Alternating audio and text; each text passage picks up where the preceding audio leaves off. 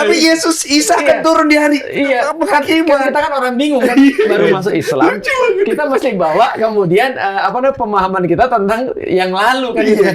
Nah, artinya aku perlu pembiasaan juga. Perlu pembiasaan ya. Perlu pembiasaan. Dan itu tidak salah sebenarnya. Tidak salah, normal. Untuk saja. punya konsep Allah itu tidak ada yang menyamai bentuknya. Itu memang agak sulit itu karena kita terbiasa dengan konsepnya seperti itu. Makanya aku melihat.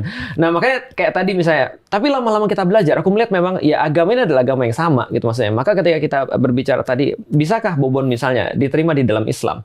Ketika dia masih beriman pada Yesus dan menjadikan Yesus sebagai misalnya jalan kebenaran dan hidup misalnya. Di dalam Islam juga ada kata-kata yang sama. Menarik Bang Densu, aku pernah nonton satu video yang dibuat sama misionaris, bukan misionaris, dibuat sama cendekiawan Kristen. Jadi dia seorang pembelajar Kristen. Di situ dia mencoba memahami apa sih sebenarnya ajaran Yesus sebelum dinamai sebagai Kristen. Jadi kan Kristen kan dinamai sebagai Kristen ketika sudah di kota Antiok ya, Antakia. Jadi ketika itu sebelum di Antiok itu belum ada kata-kata Kristen yang keluar. Nah, ketika dia mencoba mencari tahu, menarik dalam bahasa Inggris dia sebut ajarannya Yesus adalah the way. The way, jalan.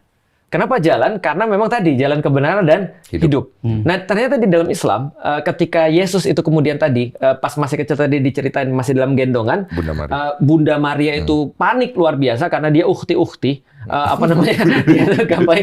Ukti-ukti masjid lah, yang benar-benar tidak mau dekat dengan cowok, tiba-tiba hamil nggak ada bapaknya. Jadi pertanyaan. Bukan pertanyaan lagi, itu kalau sekarang bukan lagi masuk ke podcastnya Densu. Lucu banget. Itu langsung masuk Menkominfo turun tangan. Karena benar-benar hancur kondisinya.